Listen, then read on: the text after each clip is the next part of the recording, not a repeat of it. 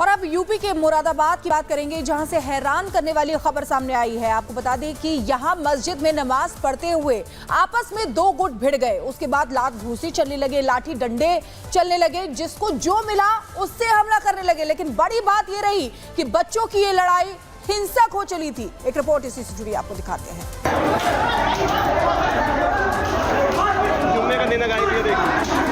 UP के मुरादाबाद में एक मस्जिद के अंदर का वीडियो इन दिनों सोशल मीडिया पर खूब वायरल हो रहा है। वीडियो में मस्जिद के अंदर दो गुटों में जमकर मारपीट हो रही है, तो कोई दूसरे पर लात घूंसे बरसा रहा है, तो कोई एक दूसरे पर बेल्ट से दे दनादन वार पर वार किए जा रहा है। बताया जा रहा है कि यह मामला मुरादाबाद के पाकबड़ा थाना इलाके के उमरी सब्जीपुर गांव का है, जहां बड़ी मस्जिद में नमाज पढ़ने आए दो गुटों के बीच आपसी कहासुनी हो गई, जिसके बाद दोनों तरफ से लात घूंसे और बेल्ट की ऐसी बारिश होने लगी कि देखते ही देखते मस्जिद में अफरा तफरी का माहौल बन गया। जिसे जो मिला वो उसी से एक दूसरे पर वार करता नजर आया। मस्जिद के अंदर लाठी और डंडे भी जमकर बरसे। आप खुद देख सकते हैं कि किस तरह वीडियो में कुछ लोग एक दूसरे पर डंडा चलाते हुए नजर आ रहे हैं। बताया जा रहा है कि जिस वक्त ये विवाद हुआ उस वक्त मस्जिद के अंदर काफी लोग थे, जिनमें से कई लोग विवाद बढ़ता देखकर मस्जिद से खिसक लिए, लेकिन जो वहां तमाशबीन बने रहे वो भी मस्जिद के अंदर मचे घमासान में लाठी डंडों से पिटते नजर आए। जानकारी के मुताबिक इस विवाद की शुरुआत दो बच्चों के बीच हुई आपसी कहासुनी के मुद्दे से हुई, जिसमें देखते देखते बड़े भी कूद गए और फिर कुछ ही देर में ऐसा माहौल बन गया कि मस्जिद जंग के मैदान में तब्दील हो गई और लोग एक दूसरे पर टूट पड़े।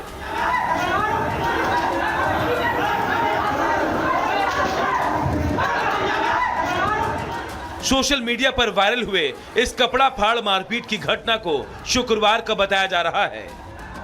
इस वीडियो में हैरानी की बात यह है कि मस्जिद में नमाज अदा करने आए सारे लोग काफी देर तक एक दूसरे को मारते पीटते रहे, लेकिन इस दौरान कोई भी इनके बीच सुलह कराने नहीं आया। यहां जो भी मौजूद रहा उसने एक दूसरे पर सिर्फ हाथ साफ किया। Bureau report, Republic Bharat. तो देखिए किस तरीके से मस्जिद को जंग का मैदान इन लोगों ने बना लिया। दो गुट जो आपस में भिड़े थे उनकी तस्वीरें आपको दिखाई थी कि किस तरीके से मुरादाबाद की मस्जिद में लात घूंसे चल रहे थे, साथ ही साथ एक दूसरे के कपड़े तक इन लोगों ने फाड़ दिए। दो गुटों के बीच मस्जिद में घमासान मचा हुआ था। नमाज पढ़ने आए लोगों के बीच मारपीट हुई थी। बच्चों के विवाद ने हिंसक रूप ले लिया, यानी कि बच्चों का ये विवाद था, जिसके बाद आपस में झड़प हुई और इस झड़प ने हिंसक रूप ले लिया। किस तरीके से एक दूसरे के ऊपर जो जिसको मिल रहा था उसी से हमला करते हुए नजर आए। चलिए आगे बढ़ते हैं। इधर आपको बता दें कि उत्तर प्रदेश की रहने वाली एक बेटी जो दुबई में रहती है, लेकिन उसे दुबई में मौत की सजा सुनाई गई है और वजह यह है कि उस पर आरोप लगा है कि 4 महीने की बच्चे की उसने हत्या कर दी है। हालांकि परिवार वालों का यह कहना है कि यह सिर्फ साजिशन के तहत किया गया है, यानी कि साजिश के तहत बेटी को फंसाया गया है। ऐसे में दुखी परिवार ने प्रधानमंत्री नरेंद्र मोदी से मदद की गुहार लगाई है। ऐसे में सवाल ये, क्या प्रधानमंत्री नरेंद्र मोदी भारत की बेटी को बचा पाएंगे? पूरा मामला क्या है, रिपोर्ट के जरिए दिखाते हैं।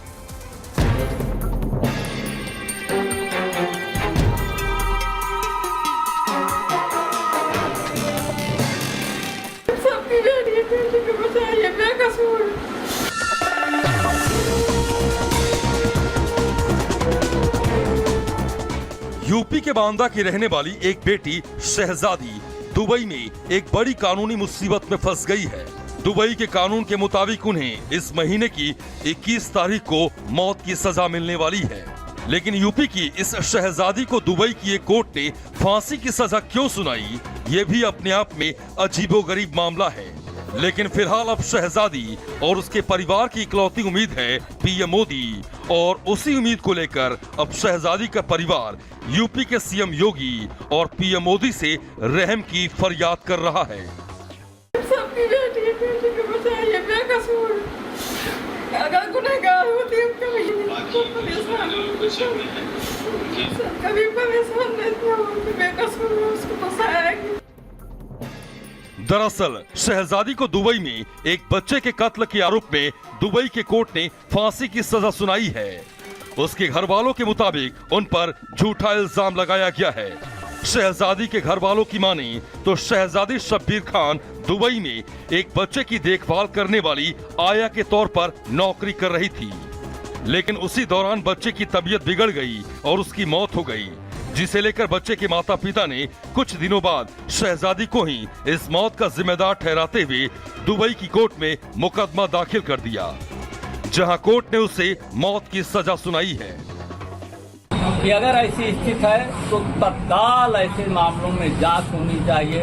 अगर आबू धाबी किसी अपराधी के द्वारा, बदनीति के द्वारा, मानव दुर्व्यवहार के द्वारा भेजी गई है लड़की, तो कम से कम उसके साथ न्याय हो जाना चाहिए। और अगर ऐसे षड्यंत्र के द्वारा वहाँ भेजी गई है, वहाँ वो बेचारी फंस गई, सही फंसी या गलती अदालत का काम है, नो कमेंट, तो उसमें न्याय होना चाहिए। असल में इस कहानी की शुरुआत तब हुई जब जिंदगी में कुछ कर गुजरने की चाह दिल में संजोए शहजादी का संपर्क एक फेसबुक दोस्त उज्जैर से हुआ। आरोप है कि उज्जैर ने पहले उसके साथ दोस्ती की, फिर उसे दुबई में अच्छी नौकरी दिलाने का झांसा दिया, जिसके बाद अपने माँ बाप के बुढ़ापे का सहारा बनने की ख्वाहिश लिए शहजादी ने उस पर भरोसा करने की भूल कर दी। आरोप है कि उज्जैर ने शहजादी को दुबई में बेच दिया और मुसीबत के उस दलदल में झोंक दिया, जहां अब वो मौत से बस कुछ कदम दूर है। कि सरकार जो भी इसमें कर सकती है, सरकार सारे तथ्यों का संज्ञान लेगी और जो भी इसमें भूमिका सरकार के द्वारा की जा सकती है वो विदेश मंत्रालय के थ्रू जरूर की जाएगी। भारत के हर नागरिक की जान बचाना ये भारत का दायित्व है। भारत अपने नागरिकों की जान बचाने के लिए जो भी आवश्यक कदम होंगे वो जरूर उठाएगा। सरकार को निश्चित रूप से उसकी सहायता करनी चाहिए। विदेश मंत्रालय को, प्रधानमंत्री को आगे बढ़कर आना चाहिए और देखना चाहिए कि किसी के साथ अन्याय ना हो। अगर कोई बाहर है तो उसकी सुरक्षा की जिम्मेदारी इस देश के जो सरकार है कहीं ना कहीं उसके कंधों पे है। इस मामले में सबसे बड़ी मुसीबत ये है कि एक अनजान देश में फंसी होने के चलते न तो दुबई की कोर्ट में उसकी ठीक ठाक से पैरवी हुई और न ही उसे बचाव का कोई मौका दिया गया। शहजादी के खिलाफ साजिश इतनी मजबूत हुई कि वहां की अदालत ने उसे फांसी की सजा सुना दी है। अब शहजादी के पास एक ही उम्मीद बची है और वो उम्मीद है प्रधानमंत्री नरेंद्र मोदी, जिसके लिए शहजादी के माँ बाप पीएम मोदी से गुहार लगा रहे हैं और अपनी बिटिया की सुरक्षित वतन वापसी की मांग कर रहे हैं। मोदी जी से हम ये मांग चाहते हैं कि देश की बेटी, मोदी की बेटी है, आप सबकी बेटी है, बेटी को बचाइए, बेटी बेटा सब सबसे हाथ जोड़ के माफी मांगती मोदी जी। दुबई में फंसी यूपी की शहजादी बेकसूर होने के बावजूद एक ऐसे जाल में फंस गई है जहां उसकी जान पर बनाई है। ऐसे में देखने वाली बात तो ये होगी कि पीएम मोदी यूपी की बिटिया को बचाने के लिए क्या कुछ कदम उठाते हैं। Bureau report, Republic Bharat. तो शहजादी और उसके परिवार को प्रधानमंत्री नरेंद्र मोदी से आस है और यही वजह है कि मदद की गुहार लगाई गई है। लेकिन देखना यही होगा कि प्रधानमंत्री नरेंद्र मोदी शहजादी की मदद कैसे करते हैं। और आगे बढ़ेंगे, आप देखेंगे 2 मिनट में देश और दुनिया की तमाम अहम खबरें।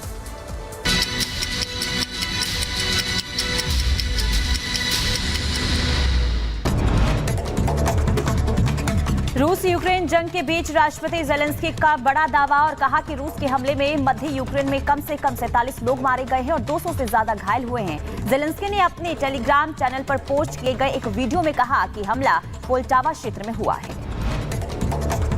यूक्रेन के पावर स्टेशन पर रूस का हमला, बमबारी के बाद लगी आग, आसपास के इलाकों में बिजली सप्लाई ठप है।